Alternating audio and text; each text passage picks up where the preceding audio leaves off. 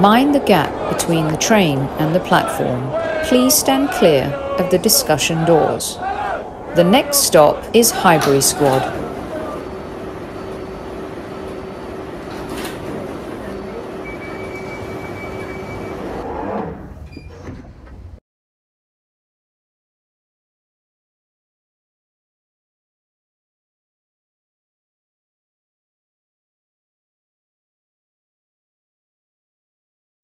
Hello, people, and welcome to the Highbury Squad. And for a brand new episode, and the first episode of Get Off the Potsy. Sophie, how the devil are you? I've been waiting for this one. We announced it in the summer, and it's only taken us like 3 months to make it happen. But you're doing so many amazing things on Lee Judge's TV. Congratulations, by the way, Mr. Dan, the host with the most. Kev usually says if I'm the hostess with the mostest, you're the host with the most. Oh, I like that. I'll take that.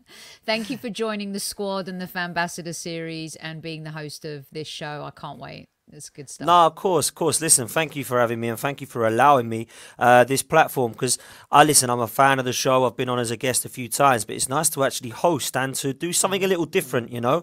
We're doing quite a lot on the Lee Judge's TV channel and I thought, what are we not doing?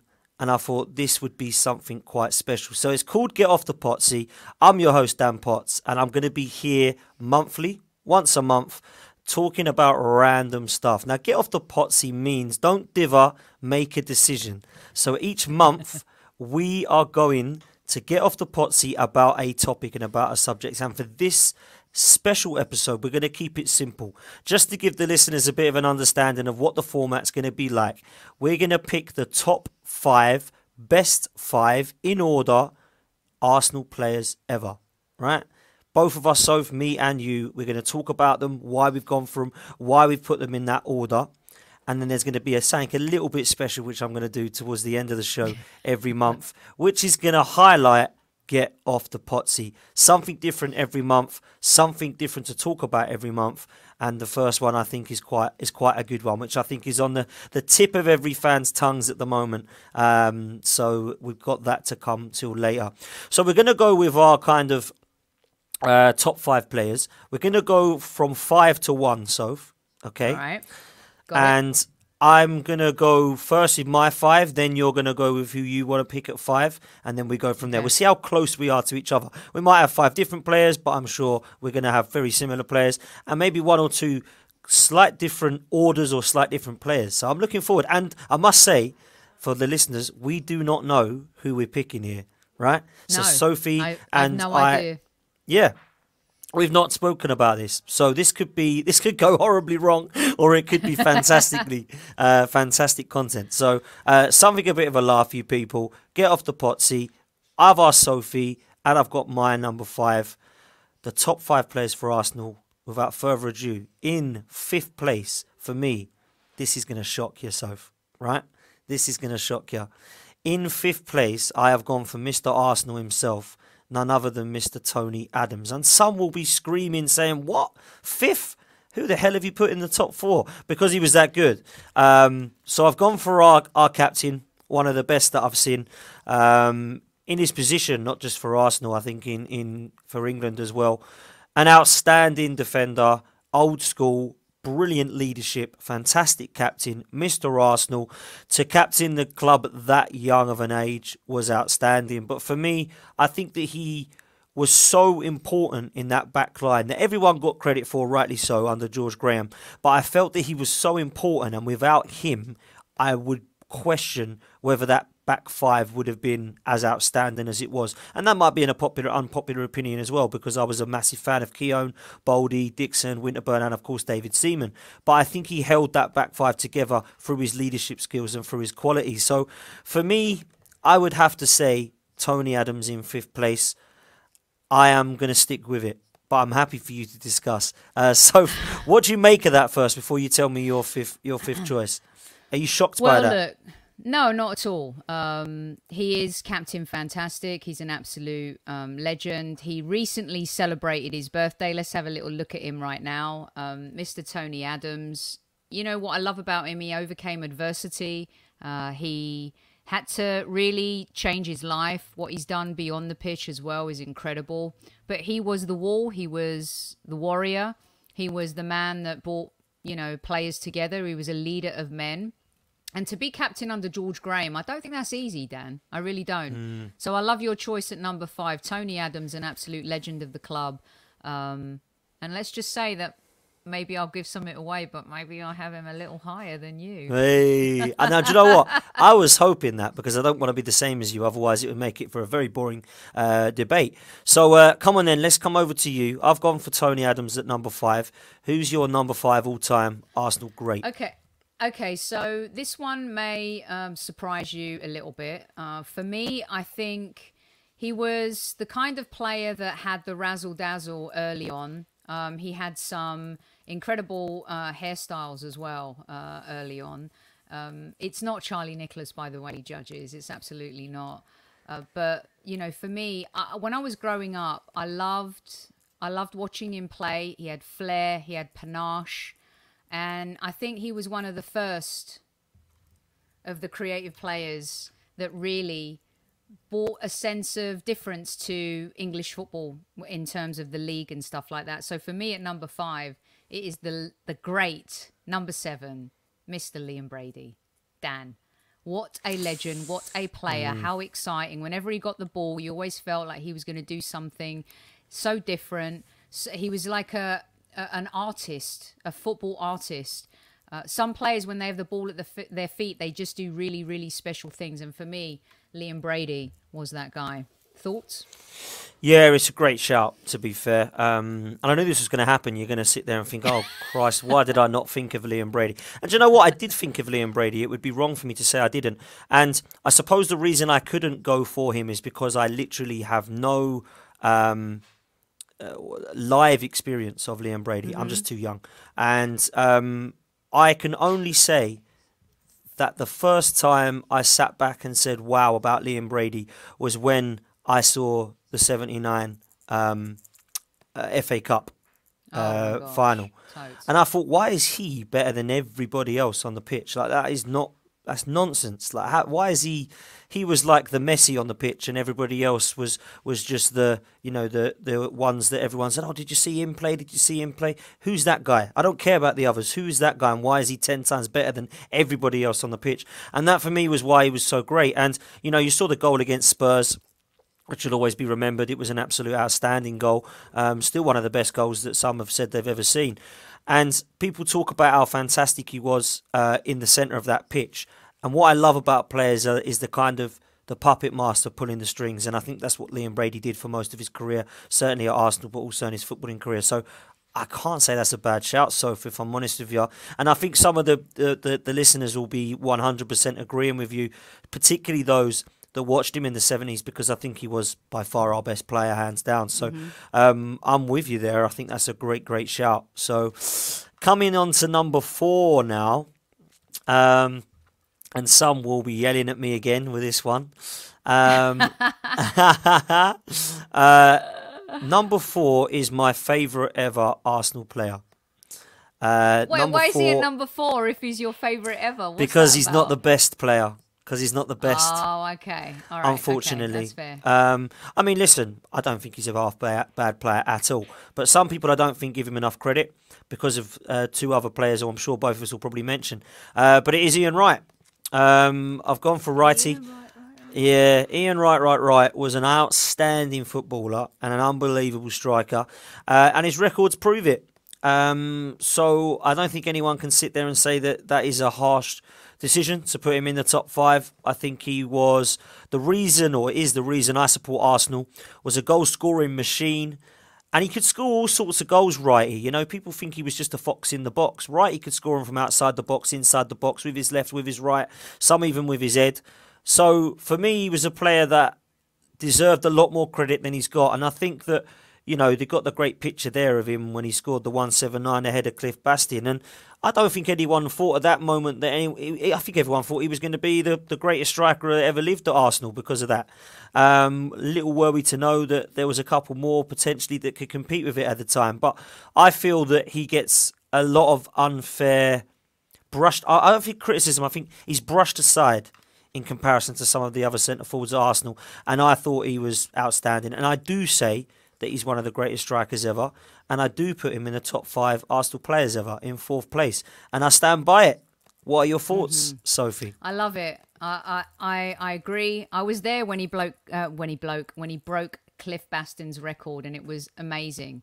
Because, you know, he had the moment as well when he thought he broke the record, and then, you know, he revealed the shirt and stuff like that. Just classic stuff from Ian Wright. And you know what I love about him the most is I had this shot today, and I was gonna put it on the show, and I don't know where it is, but I love that he goes and he supports the women's team.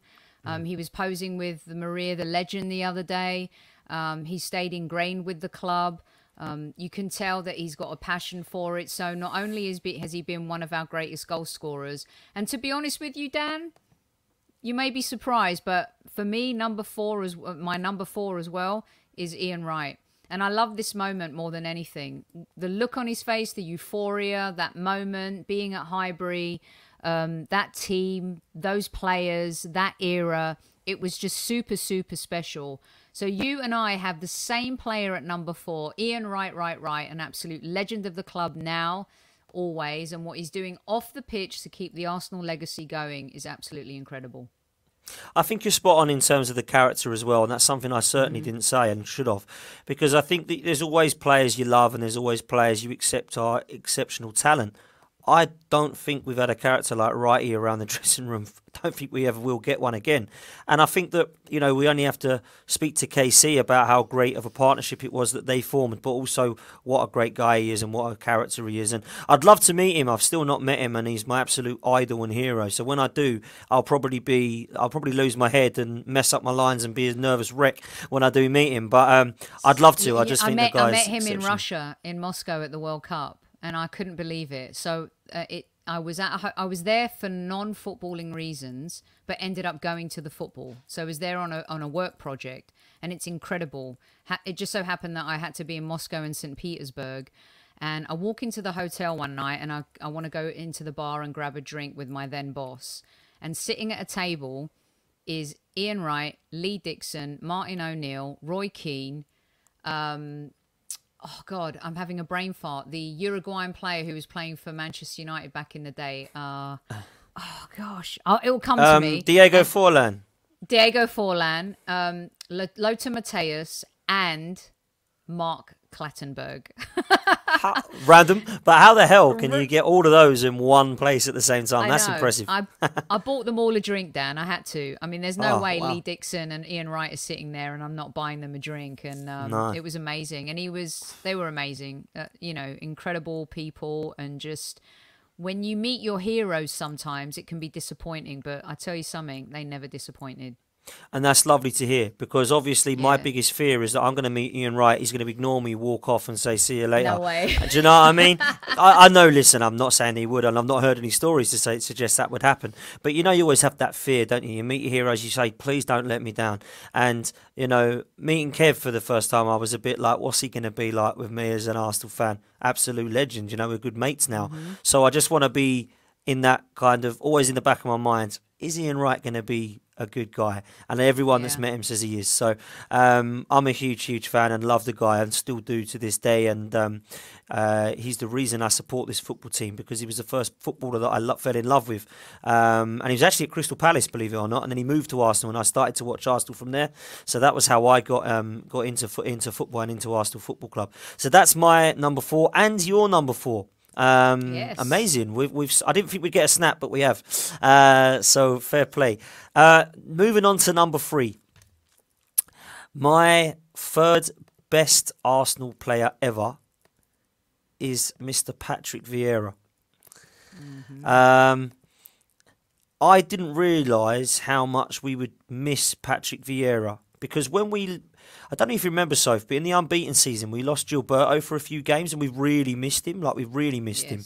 And I think as much as we really missed him, I didn't realise that when Vieira was going to go, that not only would we miss him, but we just never would replace him. Like, people are talking about Thomas Partey coming in now.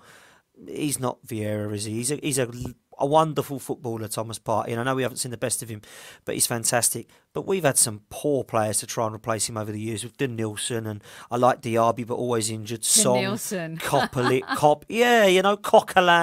Song, never at Granit Xhaka, just don't even go there with these players. They're nowhere near, and I don't think he's replaceable. And somebody asked me a couple of years ago, when did the decline of Arsenal Football Club happen? And everyone says it was when we moved to the Emirates. Everybody says it was when David Dein left, and everyone says it was when we decided to sell Ashley Cole to our rivals to show everyone that we're weak. And as much as I agree with the majority of all of those things happening being bad for Arsenal, the decline and start of Arsenal declining was when we sold Patrick Vieira in 2005. The last thing that he did was kick a ball to win us the FA Cup.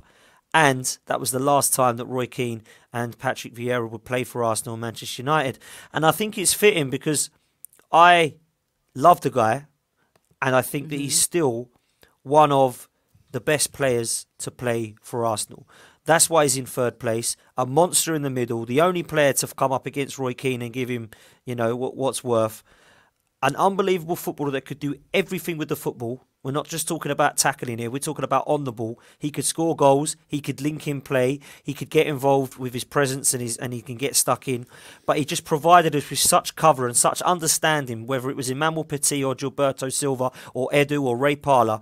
There was an understanding of you go and I'll stay. If I go, I expect you to stay. And we've never had that ever again. We've always had, I'll stay all game and then you do what you want. I don't like that. I've always loved 4-4-2. And I think Patrick Vieira and Emmanuel Petit and, of course, Gilberto Silva epitomises what success was at Arsenal Football Club in terms of Premier League titles because they were so important. Look at the game in 2002 at Old Trafford and tell me that Patrick Vieira isn't one of the best midfielders you've ever seen. He was unreal. So, Patrick Vieira in at number 3. Sophie. Lock it. I love it. And you know what? This face, Dan, how often did we used to see that face? The passion, the fight, the belief, the leadership, the everything. And do you remember when we bought him and Emmanuel Petit? Similarly, this is why I always am open to new transfers. Because no one really knew, especially Petit at the time, and they created this midfield partnership that was sexy, that was fun, that had a little shithousery in it as well. They had a little dirty, but they managed to balance that dirty with this talent, this technical ability that Arsene Wenger brought to the Arsenal. He was and is, for me, in the top 5 best captains ever in the Premier League. There is no doubt about that. And, his managerial career hasn't taken off as much as his playing career. But when we did buy those players, everyone was like, who? Patrick who? Emmanuel who? Obviously Thierry Henry and Dennis Burkham were a little bit more well-known, but they had troubled times for their clubs in Italy as well. So when that all came together, it was football magic. It doesn't happen often, but when it does, my God, the stars are aligned. But in true Sophie fashion, I have a tie for third place because I also have the great Patrick Vieira in third place. And people might hate me for this, okay? But for me, because I think he's the best left-back that has ever played in the Premier League, I have Ashley Cole tied with Patrick Vieira at number 3. I know this might be controversial. I know that some Arsenal fans may not want to hear it. But my goodness, what a player. And we saw what we missed out on and what we lost when he went to Chelsea. He is prolific. He's a born winner. He's won everything at the highest level. And for me, I know the swerving with the Mercedes and what the team offered him, Dan, but Ashley Cole was an unbelievable force in that Arsenal side. And I also think he helped elevate that position in English football. He took it to another level, and the expectations for what other teams wanted to do was based on what Wenger was doing with Cole in that position. And I know that he left under dubious circumstances, but I think maybe I have a soft spot because I covered Ashley when he came to Los Angeles and played for the LA Galaxy. He was always cordial. He was always professional. He was very cool with the media, always a gentleman, always said, hello, Soph, how you doing? We used to have some good chats about the Arsenal and stuff like that. And I don't know what you think about me putting him at number 3 alongside Vieira, but I do think he's element, his importance is undermined because of his book and how he came out and left the Arsenal. Ashley Cole is one of the best left backs I've ever seen. Period. And Arsene Wenger summed him up perfectly by saying he was a defender who loved to attack. Because people say, is he a defender or is he an attacker? He's a defender who loves to attack. And I don't think I saw any player compete with Maldini and Roberto Carlos until this guy come along. And forget it. To have him at Arsenal and the way that he left was frustrating, and that's fair play. But I always say this, Soph. If you're Ashley Cole in 2006 and you say to your manager, I would like this much money, otherwise I would like to look elsewhere, and they say, no, we're going to allow you to come to the Emirates and play with Denilson and Senderos, then he's going to say, I'm going to go and play with Frank Lampard and John Terry, please, on more money. So is it Ashley Cole's fault, or is it the football club's lack of ambition's fault? And I say that without Van Persie, Fabregas, Alexis Sanchez, and the rest. Unfortunately, we've got a few more as well to add on there. And I do believe that it was one of the biggest mistakes. And I come back to what I said earlier about Vieira's decline. Sorry, Arsenal's decline when we lost Vieira. When we allowed Chelsea to nab Ashley Cole off of us, we told everybody that we are weak and we sell to our rivals. And then what happened? Man City and Man United nicked all of our players. So, yes, David Dein leaving was a bad thing, and the Emirates move was potentially too soon because it broke the Invincibles team up. But the decline of Arsenal was losing players like Patrick Vieira and Ashley Cole. Because if I said to you, so if Patrick Vieira's leaving, who are you giving the armband to? It would have gone to Ashley Cole. 100% it would have, ahead of Henry and the others. Because he was the next Arsenal captain for me. And he went to Chelsea and the rest is history. And trust me, did he win a lot of stuff? Oh my God. He won everything there was to win in football. So I don't think it's a crazy decision. Yeah, maybe it's a shock to people because you put him in there because of the hatred that people have for him. But I don't think you can deny the quality. I think maybe it's a little higher for what I'm looking at. But this is your 5, not my 5. And I don't look at that and think, wow, that's a crazy decision, because the guy was that good. And I think the one biggest compliment I'll probably give him to finish off actually is, if you was to pick a world 11 at that time, he'd probably be the only one you would pick first and say no one's debating it. Yes. So I can't say that I can't speak higher than enough of the guy. I thought he was outstanding. We should have built a team around. I know people say you don't build a team around defenders and stuff like that, but my goodness, letting him go was the biggest mistake we ever made. And like you said, that was the decline. If we'd have kept him and given him the money that he wanted, and you have that type of pedigree, Dan, from that era and that team, you know, we were going to be able to do a lot of things, but we were penny pinchers. You know, we're the club that did the 40 million plus £1 that destroyed our reputation in the transfer market. People don't look back at that sometimes and think, why are we not able to be competitive? Why can't we be and have the prowess that other clubs do in the transfer market? Why can't we get the kind of money Chelsea do for players that haven't even played or are fringe players? It's because of the disrespect that we showed that time with the 40 plus £1, and it went downhill from there. So yes, I'm all in on Ashley Cole, tied at number 3 with Patrick Vieira, and I know that may cause some problems, but hey ho, that's just the way it is. Nah, this is what this is about. It's debate, and it's your all 5, so you can pick whoever you want. We're on to number 2 now, believe it or not. And this is where the debate starts. This is where it picks up. Because at number 2, to some people's shock, I have gone with Thierry Henry. Oh my God. You're my spirit animal. Are we on the same thing here? Yes. Oh, wow. We are. Yes, go on. So, I've gone for Thierry Henry, and funny enough, I've got that picture on the wall behind me. I loved this game, by the way. I loved this game. God. I was at this game. That was unbelievable. One of the best games. Oh, my God, one of the best games. And I was literally where he's looking literally at my row. It was unbelievable. That was my end, and oh, wow, the rest is... Are his eyes just looking at you right now, Dan? They are. They were just only me, not no one else. He just saw me, and he said, Dan, look, I've done this for you. Now, this guy was sensational, man.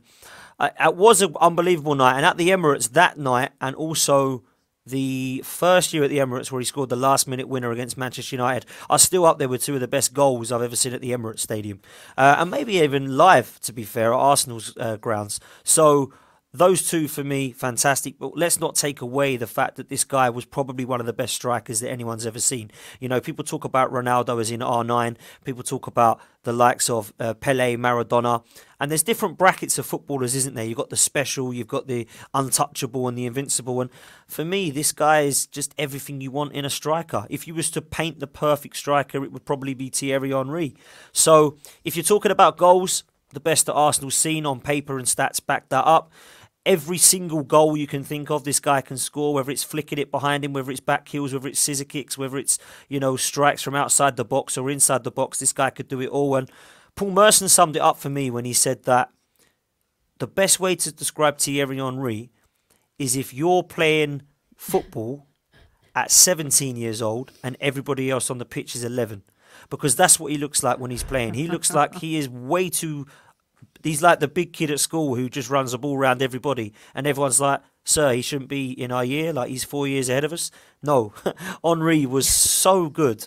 It was so much of a pleasure to watch him live, so at Highbury in the Emirates for me. Because it was outstanding, you know, outstanding. And again, I do feel like I've been upset by a few players leaving. But he upset me the most when it left. Not him as in I hated him. I was so sad when he left. I was more sad than when Fabregas left, Vieira left, than when we lost the likes of like Nicolas Anelka, who I was a bit gutted about when he'd left. There was a few, wasn't there, that left, and we'd always kind of replaced them. When Henry left, I was so gutted because it was the end of an era and memories, good memories for me growing up. I loved this guy, and I've seen some amazing goals in my time live. Which but one? I've saw many, I was going to say, from Thierry Henry. And I saw the Manchester United one where he flicks it over and puts it above Bartes. Yeah, outstanding. The best one for me that he'd scored. The other one that comes very close to that, Liverpool at home, at Highbury, just run it around everyone, put Carragher on his backside, Harman on his backside and just slide it home. The Tottenham one, of course, running the whole length of the pitch and then running back the other way, length of the pitch to celebrate. That was outstanding.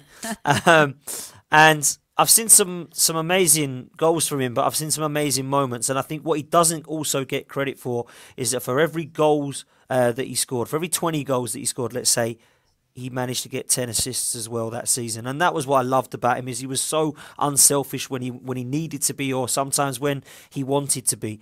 And he could get away with it. I just saw, for me, 2003 to 2006, best player in the world, without a doubt. So Thierry Henry goes in there. And, believe it or not, I still hasn't picked him as number one. He's number two. Sophie. Okay, so here's the scoop about all this. How blessed have we been as fans to see some of these players? And when people question why Arsenal fans are upset these days, it's because of these experiences and where we've been and where we've come from and now where we're at. When you see the likes of Vieira, Adams, Wright, Seaman, how hard is it to keep David Seaman out of this group? You know, how difficult. You could pick the entire back four from that era and put them in this group. You need a top 20. You know, Dixon, Winterburn, Keown, Bold, all special players. You know, you got Gilberto Silva. Oh my gosh, what a player. Like Rolls Royce, silky smooth. Even our current, you know, technical director, Edu, contributed. You know, you can rewind back to moments like Charlie George, Frank McClintock, Geordie Armstrong for me as well.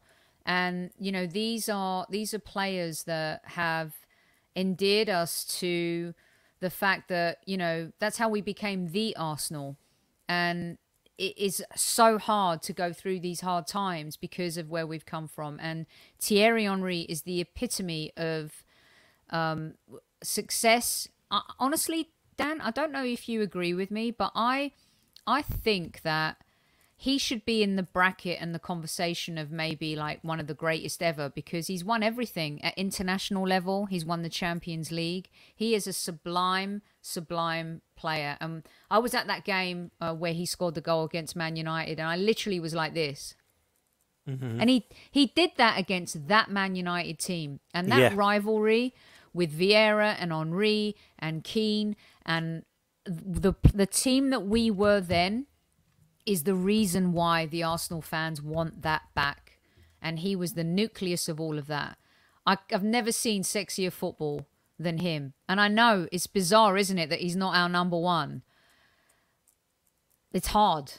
It's really, really hard. But yeah, he's at number 2 for me as well.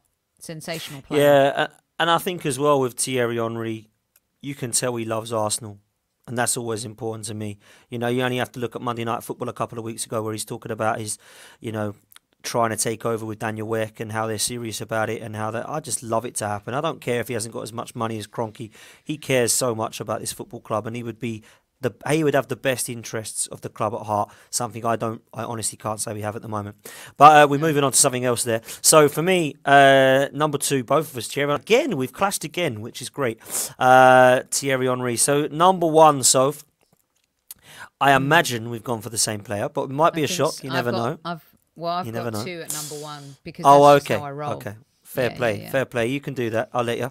So for me, the best player to wear the Arsenal shirt ever is Dennis Burkham. The reason I've gone for Dennis Burkham is because I have never seen somebody so good with a football live. And I've seen Messi, I've seen Ronaldo, I've been blessed. I've seen Henry, I've seen Ronaldinho, I've seen Zidane. I don't think they've been as good as I've seen as Dennis Burkham. And maybe it's because I've saw more of Dennis Burkham over the years and because obviously I'm a Gooner and perhaps I'm a little bit biased. But I don't think I'd be too far wrong to say that he's one of the most technically gifted that I've ever seen, because I'd never seen anyone score a goal like he did against Newcastle. Somebody show me someone duplicated. No one's duplicated it ever. Do you know why? Because it's impossible to do. There's nobody that's even got half close to it, in my opinion. And that's why it's the best goal ever. Period. Best goal I've ever seen. Dennis Burkham versus Newcastle. The guy's assist was outstanding. We've just mentioned 2 or 3 players that have got into the top 5. Ask Thierry Henry, Ian Wright, Nicholas Anelka, Robin Van Persie who they love the most. Dennis Burkham, full stop. They don't even have to think. Why? Because he was a dream to play with. He put the ball anywhere you wanted it. And I remember Van Persie, when he came to Arsenal, he was absolutely in awe of him but he said that while he was signing the paperwork, he was looking out at the training. And bearing in mind, Dennis Burkham is 37 at this point. Yeah? They were playing piggy in the middle. And he said they were all having a laugh. All of them mucking around, dicking around, trying to get it through people's legs, all that kind of stuff. All losing the ball. He said Dennis Burkham didn't go in the middle once. Didn't give the ball away, ever. And he was there for hours signing paperwork. That's all they were doing, picking in the middle for hours. And he didn't give the ball away once. That is ridiculously good. Because he's so focused. The ultimate professional. Ask anybody who they love is Dennis Burkham. Paul Merson, I keep bringing him up tonight. Paul Merson and Ian Wright. They both got to the stage of meeting him for the first time. And apparently they said in training, I don't want to play Inter Milan. Because they must be good if they're getting rid of him. I don't want to play Inter Milan. That's how good he was. Staying behind, free kicks, in training, made players better. And I honestly believe in the unbeaten season and before that, so we're talking the late 90s and early 2000s now, I think he made players like Ray Parlour better. I think he made Henry score the amount of goals that he did. I think he allowed Pires and Lundberg to achieve what they did in terms of their goal-scoring records at Arsenal. He would put the ball on a plate for you. And people come and say that Ozil's the assist king. Oh, please. Like this guy was by far the best player. And I don't really know how people can pick Henry, but I would accept it. But I don't think he's a better footballer than Dennis Burkham. I think he's potentially a better striker, Soph, in terms of goals ratio. I'd give him that. I don't think he's a better footballer than Dennis. But I don't think anyone is a better footballer than Dennis Burkham in the Arsenal history. I think he is by far number 1. You know, I rate him that highly. Yeah, I mean, he is not called the Dutch master for nothing. He, for me, is number 1, and I do have another player at number 1 as well, but maybe he's not the best player, but for me, Tony Adams is also up there. You know why? For me, Tony Adams as well as Dennis, is that his game evolved and changed under Wenger. He became such a superior defender. He became so much better on the ball, his touch, everything. And I know some people say, oh, Soph, come on, he's not the best player. He might be the greatest ever player. But I think he became the best player. I think when you talk about the best defenders ever, you're talking about the likes, people talk about Vincent Kompany and Rio Ferdinand and, all those types of players. You've got Alan Hansen and you've got all these guys that are always mentioned. Tony Adams, for me, deserves so much more respect. He's one of the best defenders that has ever played the game. And therefore, if he's one of the best defenders that has ever played the game, he is one of the best ever players for the Arsenal. But this guy, forget about it.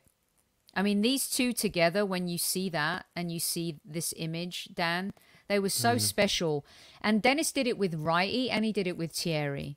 That's the beauty of Dennis.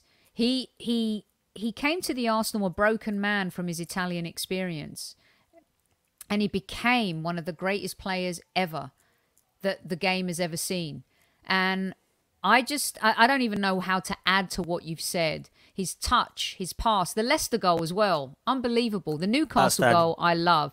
But that Leicester goal, I mean, he was just on another level to everybody else. I always say this about players that are so smart and their football thinking. He made Wrighty, but he made everyone better around him.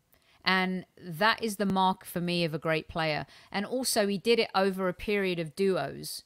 And I think that counts as well. And Thierry Henry's a thinker as well. And he's a football brain too. And I think that, we've had a lot of that in the past. And to see those combinations and those players come together and play under Wenger's kind of, revolutionary football at the Arsenal when he took over was just unbelievable. The Premier League, English football, had never seen anything like it. What we did in that time and in that era, it was sensational. If you're a young Arsenal fan and you haven't seen it, and you just go by what's happening today, honestly, I don't believe for a second none of you have seen what we've had in the past. But this was unbelievable football, Dan. It was on another level. And Dennis Burkham, I used to just sit like this. I never moved, ever, watching him play. I'm the same, and that's the reason I think it's the best goal I've ever seen. Do you know what? I didn't celebrate it. Me and my dad sat there. I didn't go to St James's Park that day. I sat and I watched it with my dad at home. I was still living at home, obviously. And I watched it, and me and my dad, neither of us celebrated. Because we couldn't believe what just happened. It was unbelievable. And, I've seen some great goals, and I've celebrated them. And the Leicester goal I loved, and I celebrated that like crazy. I didn't celebrate this one. I just said, what happened there, Dad? What the hell's gone on there? It was that good. So, I don't know, man. I just think the guy's outstanding. Let me ask you this, though, Soph, to kind of come to a close. Mm-hmm. If Dennis Burkham was able to fly, would we have won the Champions League or competed further in Europe? Get the samurai. The samurai's out. Get the samurai out. I mean, I'm not being funny, but if Super Kev was here tonight, he would be saying that we would have, over years, broken this. I mean, we would be doing this. I mean, it would be over. It's, you know what? It is one of the most fascinating subjects. I actually pitched a documentary one time to the British TV about if Dennis could fly. Wow. And it was... maybe we should do it, Dan. Maybe it's time now because of all the sort of football content that goes on. Because when you look at that time, especially when the Champions League just kicked in and the relevance of it and the importance of it and the fact that, we got to one. I truly believe that we could have got to more finals than just the one. I really, really do. And I don't think I'm talking out my arse when I say that. No. He was so special. He was so unique. He was so valuable to the team that when we didn't have him, Dan, it's a brilliant question, by the way. And I love that you asked that because I've been fascinated by it. I think it would make for a great documentary, to be honest with you. And really, I know he's talked about it in various books and on shows and stuff like that. But now if he looks back, would he change it? Would he try to do more to have overcome his fear? It's kind of something that I haven't looked back on in terms of the games that we had without him. So I'd like to do that because not just the games, because we won without him, don't get me wrong, but we did lose without him. And I think that it might have been group stages, it might have been knockout rounds that we'd lost the games without him or we won the games without him. But let's look at it properly and say, how big of a loss was he? Because I believe he was our best player. So, and I'm putting him as the number one. So when you've got your best player out and you've got to try and compete in Europe without your best player every single season for the 15 years that he was there or whatever it be, that for me is very, very difficult to take. So I would say personally, it's a given that he was going to be one or two to most people that are of the football era. Some, I agree with you about Tony Adams, because that's why I said straight away that people will say, what, number 5, Dan? Why is he not higher? Because he was the captain and Mr. Arsenal. My brother-in-law, Mark, absolutely loves Tony Adams. Number 1, straight away. Hillsy Gooner, Trev, number 1, Tony Adams, straight away. So I get it. I get why people pick him. But I don't see how they can pick him over Dennis Burkham, because I think he was a better footballer. I think he was better than everybody. So that for me is why he is number 1. And I think he deserves to be there, and you would agree clearly. So yeah. Look, we're sport for choice.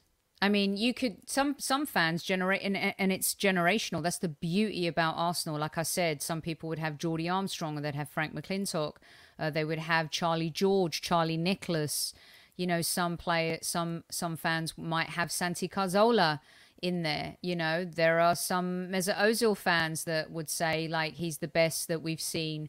So, you know, I think that's the beauty of Arsenal Football Club, which is why we want to kind of get back to where we were and really kind of, you know, reignite that and have players that we can really be proud of again. And hopefully this is going to be the era that does that, Dan.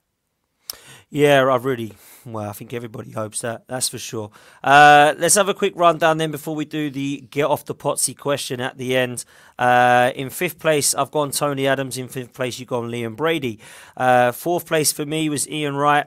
Likewise for yourself, Soph, you've gone Ian Wright. In joint 3rd place, Patrick Vieira for both of us, but you've gone also with Ashley Cole. In 2nd place, I went for Thierry Henry, and you went for King Thierry also. And in 1st place, I went Dennis Burkham, like yourself, but you threw in the Mr. Arsenal, Tony Adams. So you picked 7 out of the 5 there, Soph. So well done. Kevin would say that's typical. Yeah, no, he probably would, wouldn't he? He probably would. Yeah. Enjoyed that, and that's gone so much. That's gone really quick. I can't believe we're 40 minutes in. That's unbelievable. I thought we'd be about 20 minutes doing that. So great reminiscing, Soph, as well. And talking about old goals and talking about older players. Absolutely loved it. So we're going to do a little segment for like the last 5 minutes, which for me is a question I'm going to do every month. And it's going to be a Get Off the Potsy. And what that means is don't dither, make a decision, right? That's what I'll be saying throughout the whole of this when I come and talk to you guys. Don't dither, make a decision. I want Mikel Arteta, it will surprise nobody in the chat, to get off the Potsy. And the reason I want Mikel Arteta to get off the Potsy is I want him to make a decision on Gabrielle Martinelli. I want him to make the decision of play this guy, yeah, or tell him what you believe his future is at the club. I don't want him loaned out, but you need to start either playing him, bringing him on, or making a decision on this guy's development, because we have got currently a player there who I believe has got a massive ceiling, who has had 2 years nearly now of a lack of development as a footballer.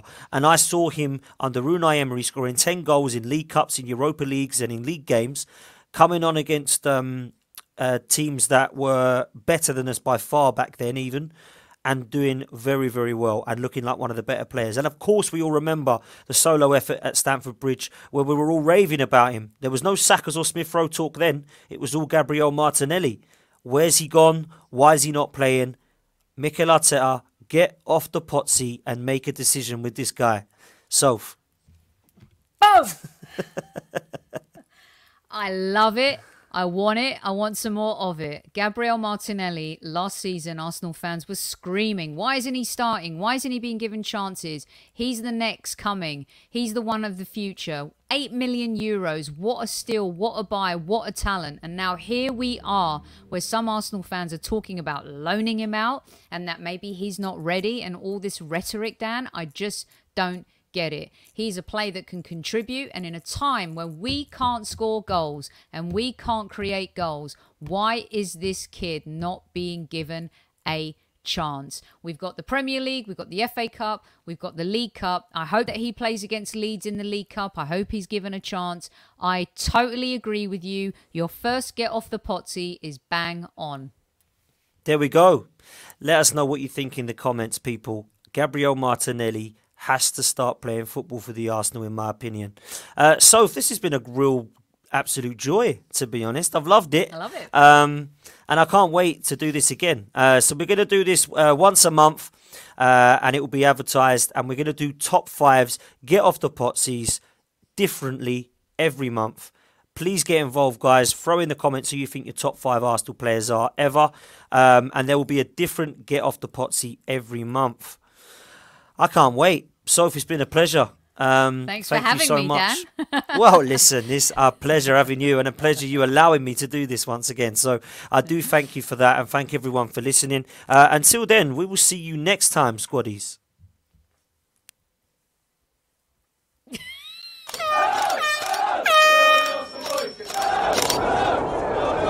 Mind the gap between the train and the platform.